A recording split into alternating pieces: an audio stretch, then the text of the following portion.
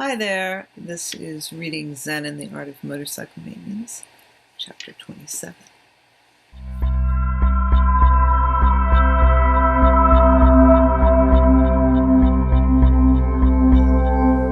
So Chapter 27 is another dream, and I'm going to read the whole thing again and just comment as we go.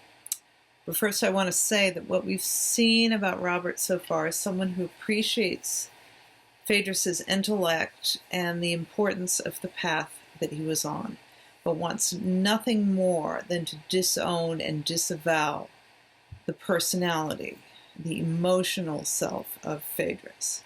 So much so that Robert's personality is really almost milquetoast. He's not going to ruffle any feathers, and he's not going to take any risks, and as he says, he likes it that way. So the pendulum is pretty far in the other direction. Why don't you come out of the shadows? What do you really look like?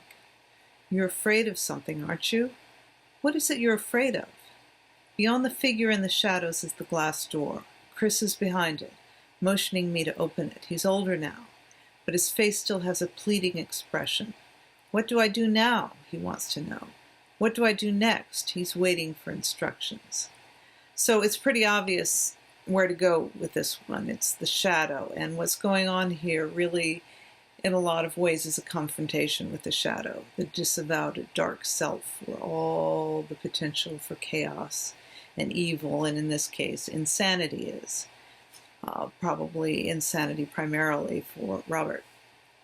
So the shadow, of course, is that part of us that almost all of us fear, and like most of us, Robert is going to do what he can to keep it buried and disavowed so he can convince himself that he's sane. And that makes Robert a stable man. And that is his persona. It's time to act. I study the figure in the shadows. It's not as omnipotent as it once seemed. Who are you, I ask. No answer. By what right is that door closed? Still no answer. The figure is silent, but it is also cowering. It is afraid of me. So suppose you were to confront your shadow, what would you find? All the while you feared that particular part's omnipotence, yet meeting him, he fears you because you will expose him to the light. Think of a vampire, which, is pretty much an archetype of the shadow, or is at least one archetype of the shadow, I guess you could say. It's that part of you that can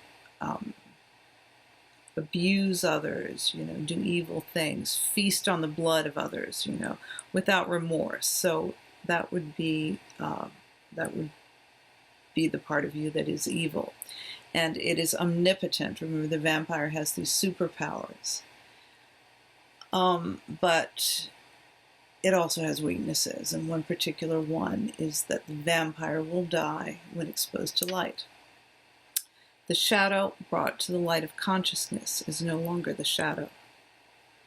There are worse things than hiding in the shadows. Is that it? Is that why you don't speak? It seems to be quivering, retreating, as though sensing what I'm about to do. I wait and then move closer to it. Loathsome, dark, evil thing. Closer, looking not at it, but at the glass door, so as not to warn it. I pause again, brace myself, then lunge. So Robert confronts his shadow, and the stream is spelling it out for us. My hands sink into something soft where its neck should be. It writhes, and I tighten the grip as one holds a serpent. And now holding it tighter and tighter, we'll get it into the light. Here it comes. Now we'll see its face. So the evil thing so frequently manifests for us as some kind of serpent. Dad! Dad! I hear Chris's voice through the door. Yes, the first time. Dad! Dad! Dad! Dad! Chris tugs at my shirt. Dad! Wake up, Dad! He's crying, sobbing now. Stop, Dad. Wake up. It's all right, Chris. Dad, wake up. So this is a little bit more important than it sounds. Obviously, he's hearing the voice for the first time because he's actually hearing Chris's voice as he's waking up. But he's also hearing the voice for the first time in the dream because that voice was meant for a part of him that up to now he has not been able to access to this degree. So while Robert may not be able to hear Chris's voice in the dream, Phaedrus can. I'm awake. I can just barely make out his face in the dawn light. We're in trees somewhere outside. There's a motorcycle here. I think we're in Oregon somewhere. I'm all right. It was just a nightmare. He continues to cry, and I sit quietly with him for a while. It's all right, I say, but he doesn't stop. He's badly frightened. So am I. Well, that's certainly understandable. What were you dreaming about? I was trying to see someone's face. You shouted you were going to kill me. No, not you. Who?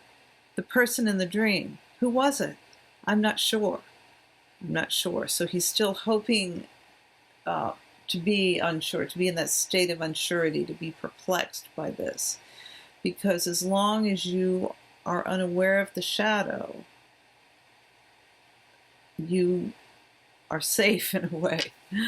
But this isn't to be. It's really reaching the end of him being able to stay in the safe space, so to speak, of being Robert. Chris's crying stops, but he continues to shake from the cold. Did you see the face? Yes. What did it look like? It was my own face, Chris. That's when I shouted. It was just a bad dream. I tell him he's shivering and he should get back into the sleeping bag. If there's a more potent visual of confronting the shadow, I don't know what it would be. The evil, the writhing monster, the most deplorable thing, that from which Robert is running from. And in fact, he looks at the face and it is his own face. Perfect visual representation. He does this, gets in the sleeping bag. It's so cold, he says. Yes, by the dawn light, I can see the vapor from our breaths. Then he crawls under the cover of the sleeping bag and I can see only my own. I don't sleep. The dreamer isn't me at all. It's Phaedrus. He's waking up. We all have parts of self. We've talked about this. But in the case of Robert and Phaedrus, it's kind of like someone with multiple personalities. The memory is severed between the two parts. So most of us have to go into our shadow and struggle and look at certain aspects of ourselves and do active imagination or therapy or whatever it is to unearth our unconscious shadow. But this is an interesting case because what Robert has to do to unearth his shadow is merely reconnect the broken memory. A mind divided against itself. Me. I'm the evil figure in the shadows. I'm the loathsome one. I always knew he would come back. It's a matter of now preparing for it. The sky under the trees looks so gray and hopeless. Poor Chris.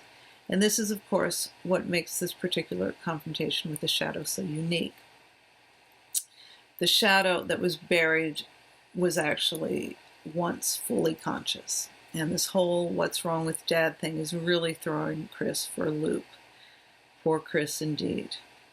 So I hope that made sense, and I will see you next Sunday for Chapter 28, Part 1.